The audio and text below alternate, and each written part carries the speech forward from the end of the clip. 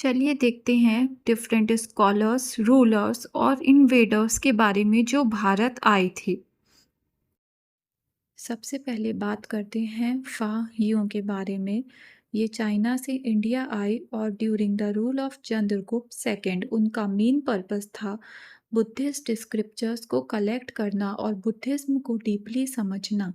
उन्होंने record of Buddhist kingdom नाम की एक बुक लिखी और गुप्ता पीरियड को एक गोल्डन एज के फॉर्म में डिफाइन किया। सेकेंड आई मैगस्थीन्स, ये ग्रीस से आई और ये एम्बेसडर थे सिलेकस निकेटर के, और चंद्रगुप्त मौर्य के कोर्ट में ये रहने लगी। उन्होंने फेमस बुक लिखी इंडिका। उन्होंने मौर्यन एडमिनिस्ट्रेशन और लाइफस्टाइल को डिटेल में समझाया।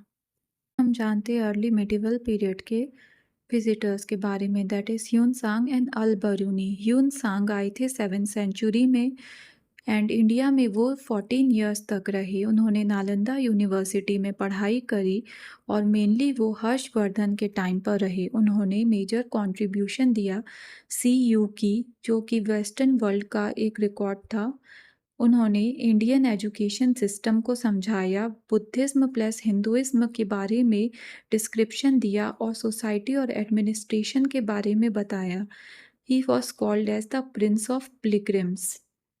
अल बरूनी, जो कि मोहम्मद ऑफ गजनी के साथ आए थे, वो इंडिया में बहुत साल रहे और संस्कृत सीखी। उन्होंने फेमस बुक किताब उल हिंद लिखी, जिसमें उन्होंने इंडिया के बारे में ब्रॉड डिस्क्रिप्शन दिया। मोहम्मद ऑफ गजनी 1971 ईस्वी, जिनका शासनकाल 998 से लेके 1030 ईस्वी तक था। इनकी राजधानी गजनी अफगानिस्तान थी और ये गजनी वंश से बिलोंग करते थे।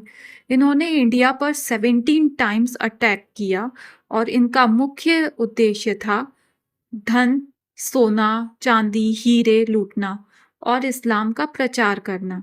इन्होंने सबसे प्रमुख सोमनाथ टेम्पल पर हमला किया। इन्होंने भारत में कोई स्थायी शासन स्थापित नहीं किया। इनका मकसद सिर्फ लूट कर वापस जाना था। उनके दरबार में अल बरूनी और फिरदौसी नाम के प्रसिद्ध विद्वान भी आए।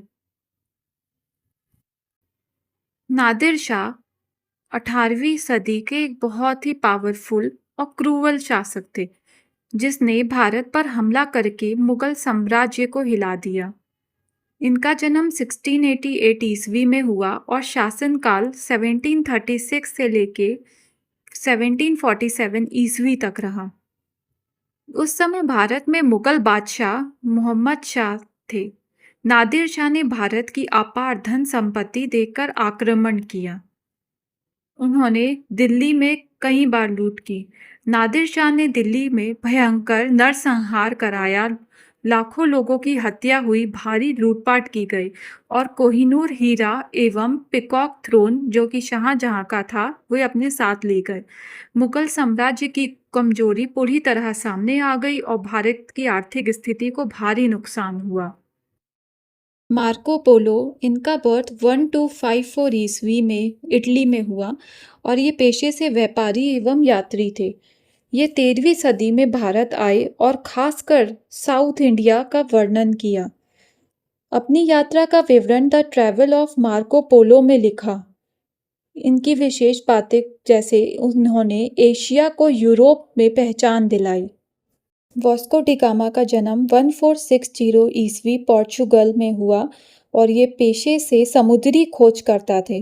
1498 ईस्वी में ये भारत पहुंचे और यूरोप से भारत आने का समुद्री मार्ग खोजा।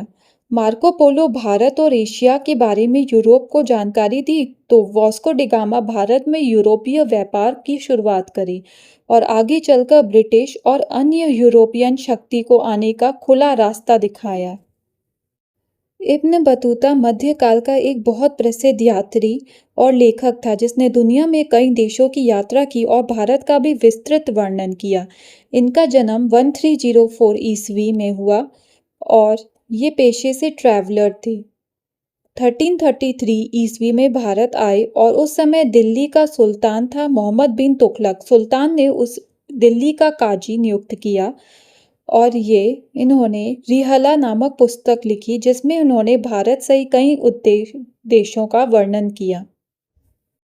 इसको याद रखने का आसान तरीका है मैक पहले, यून बीच, अल मार्को बाद, इब्न वास्को आखिर, यानी एशियंट में मैग्नस थीस और फाह्यू, मिडिवल में आए Al Biruni, Marco Polo, Ibn Battuta और मॉडर्न में Vasco da Gama. Thank you. Like and subscribe the channel for more such videos and series of the SST videos. And do check the playlist and shorts.